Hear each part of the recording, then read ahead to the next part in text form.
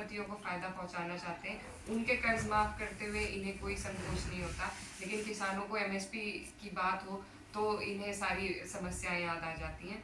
तो ये नियत की बात है और अब इनकी नियत जनता के सामने है।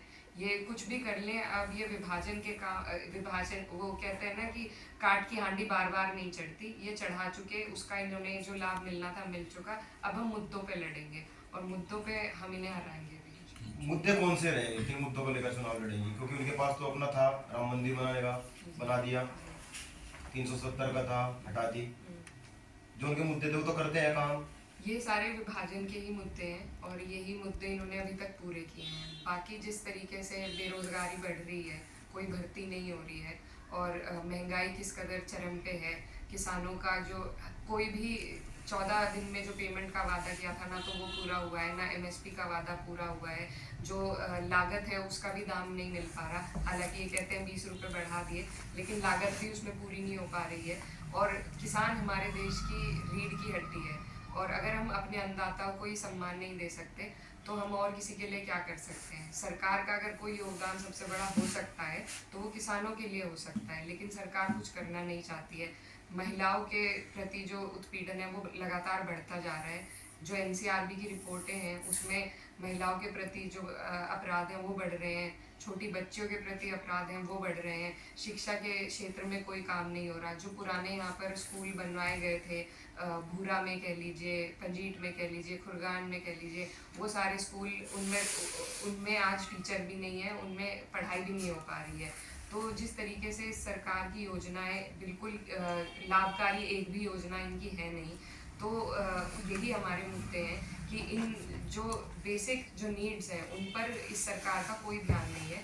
तो उन पर ध्यान आकर्षित कराने का, उन पे काम करने का, संसद में मजबूती से उन मुद्दों को उठाने का, यही हमारी कोशिश रहेगी। मेरे आखिरी 2 सवाल हैं। ऐसा नहीं है, हमारे यहाँ जब रैली हुई थी तो यहाँ पर क्योंकि रूट लगता है, इसमें प्रशासन भी कहीं ना कहीं अड़चन बनती है, तो प्रशासन वाले नहीं चाहते विपक्ष उस तरीके से प्रचार कर पाए, तो ये लोग भी बहुत अड़चने डालते हैं। दूसरा, यहाँ पर जयंत जी आए थे, ऊन में आए थे, रैली करी थी, हर जगह पर उन्होंने रैली करी है और ऐसा नहीं है, जहाँ तक ज़रूरी हो सके वहाँ तक सभी लोग पहुँचते हैं।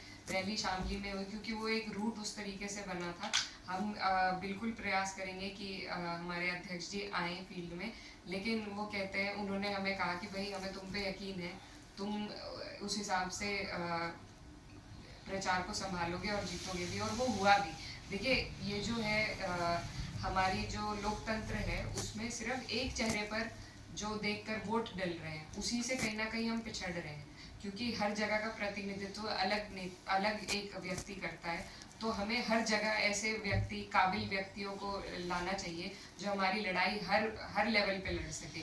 ज़रूर अगर प्रधानमंत्री जी पसंद है तो ये तो नहीं है कि हर जगह प्रधानमंत्री जी तहसील में भी चले जाएंगे या हर जगह नहीं जा सकते वो, लेकिन जिस तरीके से भाजपा प्रचार करती है, अपने वो नेताओं का वर्चस्व बिल्कुल ख़त्म कर रखा है उन्होंने, सिर्फ एक के नाम पर वो वोट लेते हैं। तो ये कहीं ना कहीं इससे हमारे लोकतंत्र को हानि पहुंच रही है। हमारे जितने भी जनप्रतिनिधि हैं, बीडीसी, प्रधान, चेयरमैन, ज़िला पंचायत प्रमुख और एमएलए, एमपी, हमें अपने हर जनप्रतिनिधि का चयन एक काबिलियत के ऊपर करना चाहिए, ना कि सिर्फ किसी एक पार्टी के, एक किसी नेता के चेहरे के ऊपर। तो हमारी पार्टी की यही कोशिश है कि हर जगह मजबूत जनप्रतिनिधि हों, जिनकी अपनी पकड़ हो, जिन्हें लोग पसंद करें, जिन तक लोग पहुंच सके। तो उसी के तहत कहीं ना कहीं ये कोशिश रहती है कि हम अपनी बागडोर अपने इलाके की खुद संभालें, और ये अच्छी बात है, इससे शक्ति मिलती है, अपने लोगों में जागरूकता होती है और उनकी आवाज़ भी बुलंदी से हम उठा पाते हैं। मेरा अंतिम सवाल ये है, सबसे ज़रूरी है जागरूकता की जो मुहिम है उनको उनमें योगदान देना।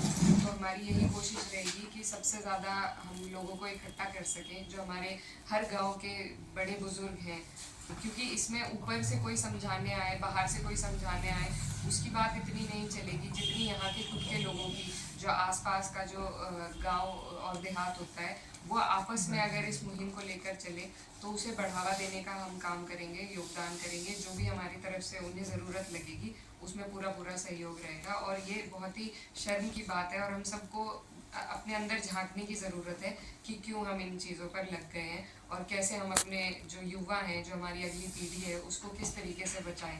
इसमें कहीं ना कहीं सरकार की भी खामियां हैं, क्योंकि बेरोज़गारी इतनी बढ़ गई है कि जब रोज़गार नहीं मिलेगा तो बहकावे में आएगा हमारा युवा। तो सरकार की तो बिल्कुल इसमें बात है। बाकी जो प्रशासन है, ये लोग चाहें तो तरह तरह की मुहिम चलाते हैं और इस तरीके के भी जागरूकता अभियान को ये बढ़ावा दे सकते हैं।